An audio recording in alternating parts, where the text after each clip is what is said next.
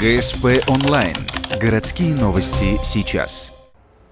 В Ухте прошел необычный парад. Традиционно всегородские демонстрации проходят на Первомайской площади. Участниками также традиционно становятся горожане, но не в этот раз. На парад в прошедшие выходные тут выстроилась техника жилищно-коммунального хозяйства. Это новая всероссийская акция для популяризации городских служб. Мусоровоз прижался железным боком к соседу-снегоуборщику. Равнение на командующего представителя управления ЖКХ.